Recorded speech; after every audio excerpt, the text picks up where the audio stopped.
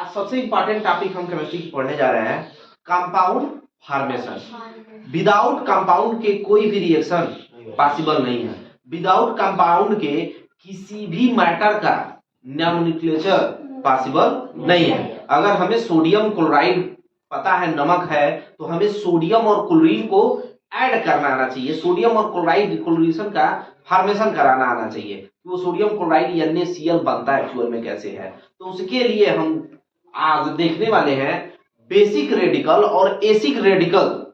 Basic radicals जो होते हैं पॉजिटिव वैलेंसी वाले होते हैं और एसिड रेडिकल्स जो होते हैं नेगेटिव वैलेंसी वाले होते हैं। पॉजिटिव वैलेंसी कहने का सेंस ये है कि पॉजिटिव वैलेंसी वाले वे एटॉम्स होते हैं जो इलेक्ट्रॉन डोनेट करते हैं, और माइनस वैलेंसी वाले वे एटॉम्स होते हैं जो इलेक्ट्रॉन एक्सेप्ट करते हैं। आप बोर एंड बरी की लॉ से क्लास 9th में इसे वैलेंसी को निकालना सीख सकते हैं। वहां लगभग 30 एलिमेंट्स का आसानी से निकालना सिखाया गया है। उस पे भी एक वीडियो मेरा बना हुआ है, आप जाकर के देख सकते हैं।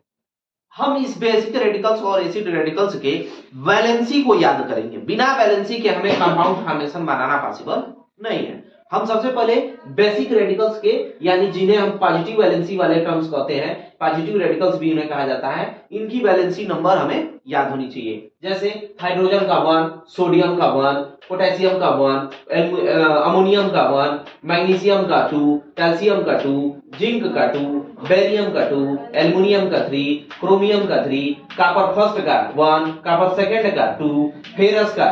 एक बात यहाँ ध्यान देंगे, जो पहले दो वैलेंसी वाले, इसे डाई वैलेंसी का नाम दिया जाता है, जो दो वैलेंसी वाले होते हैं पहले को क्यूप्रस पढ़ा जाता है और अगले वाले में क्यूप्रिक, अस और इक शब्द का यूज किया जाता है। जैसे यहाँ देखेंगे फेरस है और फेरिक है। पहला जो कॉपर फेरस सेकंड है वो फेरस है, और जो कॉपर थर्ड आयरन थर्ड है, जो आयरन सेकंड है वो फेरस है, और जो आयरन थर्ड बना है वो फेरिक बना है। जो यहाँ मरकरी है, इसकी वैलेंसी जो है 1 है, तो मरकरी जो है मरक्यूरस है, और मरक्यूरिक वैलेंसी जो बदली है, तो सेकेंड वाली वैलेंसी को अस और इक से याद रखते हैं। जो पहली वैलेंसी वाले अचीवर होते हैं उन्हें हम अस से नोमेनक्लेट करते हैं, और जो सेकेंड वाले होते हैं इक से नोमेनक्लेट करते हैं। ऐसे ही स्टाइनस है, स्टाइनिक है, प्लम्बस है, प्लम्बिक है। लास्ट के OUS और IC ये ऐड किए जाते हैं। तो ये हो गए हमारे बेसिक रेडिकल्स यानी पॉजिटिव रेडिकल्स। अब हम बात करते हैं निगेटिव रेडिकल्स में। हाइड्रोजन हम देख रहे हैं कि पॉजिटिव रेडिकल्स में भी आते हैं और निगेटिव रेडिकल्स में भी आते हैं। इसकी भी एक क्वालिटी है, ये क्या है, इस पे भी एक शॉर्ट्स वीडियो हमारा बना हुआ है, आप वहां जाकर के देख सकते हैं। अब बात करते हैं हाइड्राइड। हाइड्राइड की वैलेंसी 1, क्लोराइड की 1, ब्रोमाइड की 1, आयोडाइड की 1, फ्लोराइड की 1, हाइड्रोक्साइड की। आपके मन में एक सवाल उठ रहा होगा, हम तो इसे ब्रोमीन पढ़ते हैं, तो IDE योग क्यों पढ़ रहे हैं? जब भी हम वैलेंसी के साथ ही से लिखेंगे तो हम IDE लगाकर ही पढ़ेंगे।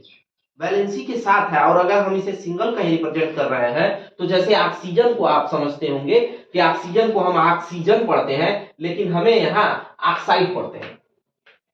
ऑक्सीजन है नॉर्मल, अगर हम इसे सिंगल कहीं किसी एज रिएक्शन में सिंगल कहीं यूज कर रहे हैं तो वो ऑक्सीजन राइट करेंगे, लेकिन एज वैलेंसी के तौर पर यूज हो रहा है तो उसे हम ऑक्साइड यूज करेंगे। ऐसे ही इन सब की वैलेंसी दे रखी है। चलिए अब हम देखते हैं कंपाउंड फॉर्मेशन कैसे करेंगे। सबसे एक ही हम बात जानते, ऐसे समझिए कि हम पॉजिटिव रेडिकल्स का निगेटिव रेडिकल से कॉम्बिनेशन कराएंगे तो हमारा कंपाउंड फॉर्म हो जाएगा। सिंपल सी बात है। तो हम क्या करेंगे, सबसे पहले हम एक पॉजिटिव रेडिकल्स लेते हैं। कोई एक पॉजिटिव रेडिकल्स आप ले लीजिए, बोलिए कौन सा पॉजिटिव रेडिकल्स लें। चलिए हमने ले लिया सोडियम। सोडियम एक पॉजिटिव रेडिकल्स है, हमें इसकी वैलेंसी पता होनी चाहिए। सोडियम की वैलेंसी होती है 1। अब हम एक निगेटिव रेडिकल्स लेंगे, क्योंकि हम जानते हैं कि जो अपोजिट चार्जेस होते हैं, जो अपोजिट चार्जेस होते हैं वो एक दूसरे को अट्रैक्ट करते हैं, और सेम चार्जेस एक दूसरे को डिस्ट्रैक्ट करते हैं। तो आयंस के साथ भी ऐसा ही है। तो हम अपोजिट आयंस वाले टर्म्स को एक साथ कंपाउंड फॉर्मेशन में यूज करेंगे। तो सोडियम की वैलेंसी हमने लिया 1। अब हम क्लोरीन की वैलेंसी लेते हैं। क्लोरीन हमने ले लिया, क्लोरीन की भी वैलेंसी क्या है 1। हम इसे क्रॉस हम इसका क्रॉस सेक्शन दिखाएंगे और इसके बाद हम इसे लिखेंगे NaCl। यहाँ 1 होता है, 1 को हम रिप्रेजेंट नहीं करते, इसे हम पढ़ेंगे sodium chloride, sodium chloride, sodium chloride.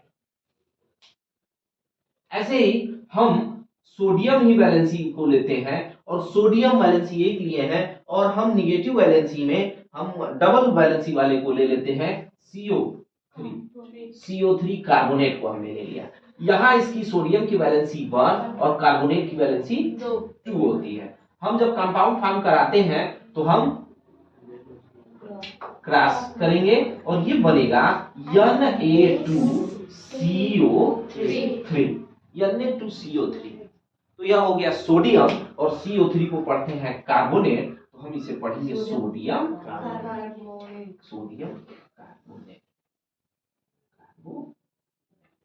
चलिए डाई वैलेंसी का एक एग्जांपल लेते हैं। हम डाई वैलेंसी में एक एग्जांपल ले रहे हैं फेरस का, फेरस, और उसका रिएक्शन हम करा दे रहे हैं ऑक्सीजन के साथ। हमने फेरस की जो वैलेंसी ली है, फेरस की वैलेंसी 2 है, तो हमने फेरस की वैलेंसी 2 और ऑक्सीजन की भी वैलेंसी नेगेटिव में 2 है, तो हम इसे तो हम यहां देखेंगे ये Fe2 और O2 कंबाइन हुए हैं।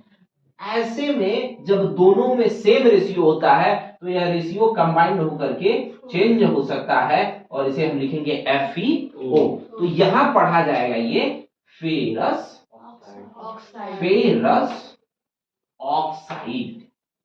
ऑक्साइड।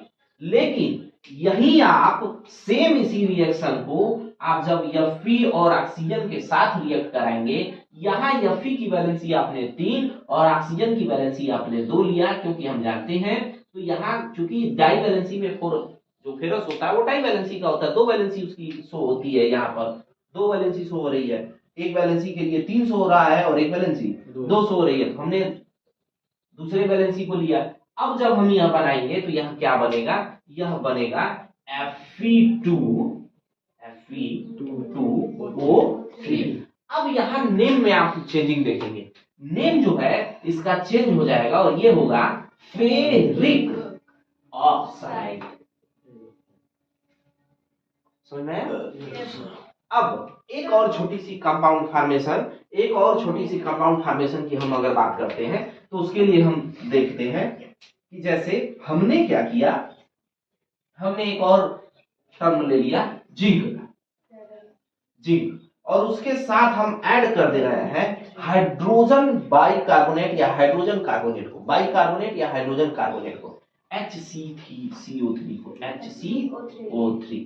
तो हम जानते हैं जिंक की वैलेंसी 2 और हाइड्रोजन कार्बोनेट की वैलेंसी 1 होती है। हम इसके साथ इसका क्रॉस हम इसको ऐड करेंगे और ये हो जाएगा ZnHCO3। तो यह हो जाएगा, इसकी वैलेंसी 2 मिलेगी। हम यहाँ ध्यान देंगे क्योंकि यहाँ हमारे पहले से ही एक कंपाउंड बना हुआ है, तो जब भी हम इसे क्रॉस सेक्शन लगाएंगे तो हम होल करते हैं, हम ऐसे इसको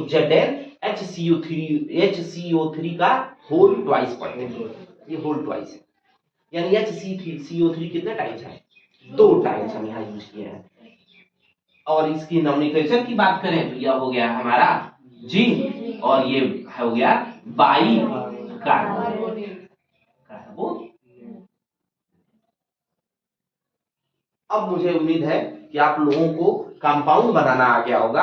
अगर आपसे किसी ने ये कहा कि नहीं, आपको कोई आया और आपको ये बता के चला गया कि देखिए आप जो है ZnHCO3 लिख देंगे तो ये आपका सही है ZnHCO3 और आप ये वैलेंसी सही लिख रहे हैं, ये आपका कंपाउंड जो है सही बना हुआ है, तो ये आप बिल्कुल गलत बता सकते हैं क्योंकि यह कंपाउंड पॉसिबल ही नहीं होगा। एक्चुअल में हुआ होगा ZnHCO3 का होल ट्वाइस।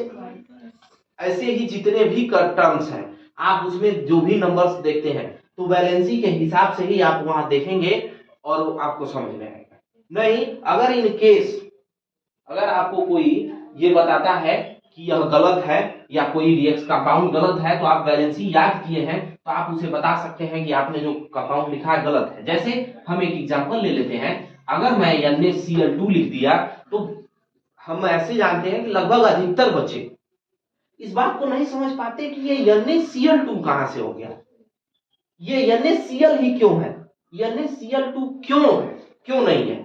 तो इसके लिए यह है कि Na की वैलेंसी हमारी जो है 1 होती है और Cl की भी वैलेंसी 1 होती है, और जब हम इसे कंपाउंड फार्मिंग में यूज करते हैं तो यह NaCl ही बनाएगा, NaCl2 नहीं बनाएगा। तो ऐसे जितने भी वैलेंसी